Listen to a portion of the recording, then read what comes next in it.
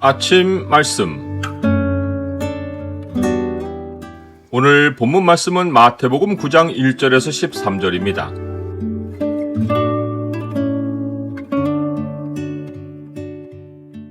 주님은 일상에 찾아오신 보이시는 하나님이시다.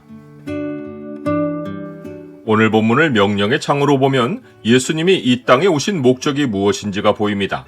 명령의 창을 보여주는 구절은 9장 13절입니다. 너희는 가서 내가 긍휼을 원하고 제사를 원하지 아니하노라 하신 뜻이 무엇인지 배우라. 나는 의인을 부르러 온 것이 아니요 죄인을 부르러 왔노라 하시니라.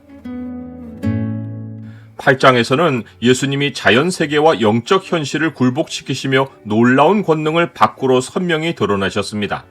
예수님이 다시 본 동네 가버나움으로 건너오셨을 때는 사람들의 내면에 있는 믿음을 보시고 예수님의 권능이 사람들 안에서 역사했습니다.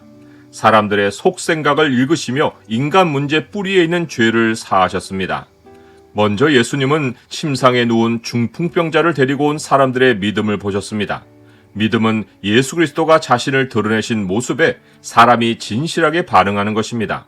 중풍병자를 데리고 온 자들은 예수님이 백부장의 부탁을 들으시고 중풍병으로 몹시 괴로워하는 그의 하인을 고치셨다는 사실을 들었을 것입니다. 그러했기에 예수님이 사람의 부탁을 듣고도 병을 고쳐주신다는 사실을 알고 중풍병에 걸린 친구를 데려와 치유를 부탁한 것입니다. 성경에는 하나님이 사람들을 어떻게 돌보시는지에 관한 사례가 무수히 나옵니다. 이 말씀에 의지하여 나도 하나님이 그렇게 역사해 주시기를 바라고 하나님을 찾는 것이 믿음입니다. 믿음은 내가 만들어내는 것이 아니라 말씀을 대할 때 하나님이 마음에 일으켜 주시는 선물입니다. 예수님은 사람이 자기에게 나아올 때 그의 믿음이 하나님이 일으켜 준 것인지를 알아보십니다. 사람 속에 있는 믿음이 어디에서 비롯되는지를 알아보시는 권능은 예수님이 하나님이시란 증거입니다. 하나님의 말씀이 일으킨 믿음에는 반드시 응답이 있습니다. 예수님은 친구들이 데려온 중풍병자에게 작은 자야 안심하라 네 죄사함을 받았느니라 라고 하셨습니다.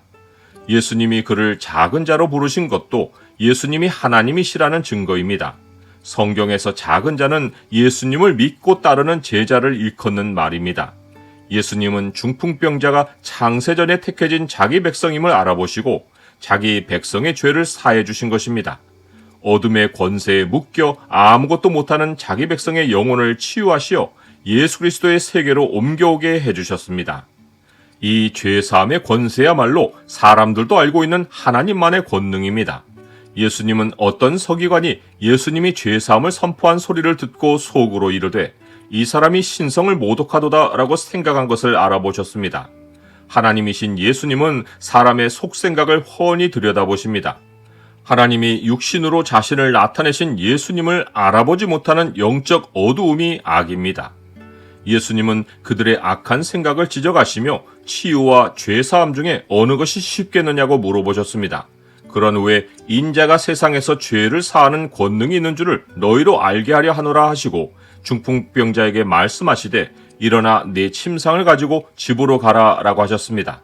무리는 지금까지 병을 고치시는 예수님의 능력을 대단하게 보아왔습니다. 그런데 예수님은 이제 그들 앞에서 중풍병자의 죄사함을 선포하심으로 사람들도 알고 있는 하나님의 권세를 행사하셨습니다. 이때 예수님이 자신을 가리키시 하신 말씀이 인자입니다. 인자는 다니엘이 예언한 바 인성을 가지면서 동시에 하나님의 절대 주권을 지니신 분을 칭하는 용어입니다. 예수님은 하나님 나라를 선포하심으로써 천하의 왕으로서 사역을 시작하셨고 만인 앞에 죄 사함을 선포하심으로써 자신이 하나님이신 것을 드러내셨습니다. 그러나 예수님을 하나님으로 알아보지 못한 사람들의 최대 반응은 이러합니다.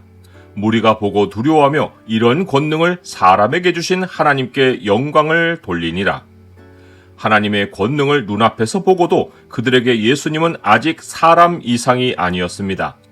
예수님의 신적 권능은 항상 사람들의 삶 한복판에서 나타났습니다. 바리새인들은 수많은 규정으로 자기들과 죄인들을 철저히 구별하여 신의 영역과 일상의 영역을 나누었습니다. 최대한 죄인들과 거리를 띄고 자신들을 정결하게 지켰습니다. 반대로 예수님은 사람들을 만날 수 있는 장소로 지나다니셨습니다. 그러다가 세관에 앉아있는 마태를 보시고 그를 부르셨고 그의 집에서 그의 세리 친구들과 함께 앉아 음식을 드셨습니다. 바리새인들의 눈에는 도무지 용납할 수 없는 일이었습니다. 하지만 하나님의 뜻은 종교에 있지 않고 죄인을 부르는 데 있습니다. 나는 독실한 종교인입니까? 아니면 하나님과 일상을 함께하는 하나님의 자녀입니까? 부모 눈에 자녀는 항상 부족해도 너무도 보배롭습니다. 의사 앞에 병든 자는 멀리할 자가 아니라 항상 있어야 할 존재입니다. 하나님은 종교로 만나는 것이 아니라 관계로 만납니다. 우리는 예수님을 예식으로 만나지 말고 나의 하나님으로 만나야 합니다. 내 이름을 불러주신 예수님을 우리도 이름으로 부르며 하나님의 일상으로 찾아 나아가야 합니다. 너희는 가서 내가 긍휼을 원하고 제사를 원하지 아니하노라 하신 뜻이 무엇인지 배우라.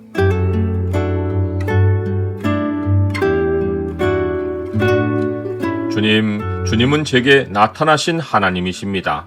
하나님이신 주님은 제가 영원히 알아갈 분이시고 볼 수 없는 분이 아니라 모든 것을 제게 다 보이신 하나님이십니다. 주님이 제 일상을 찾아오셨듯이 저도 주님의 일상을 함께하길 원합니다. 예수 그리스도 이름으로 기도드립니다. 아멘.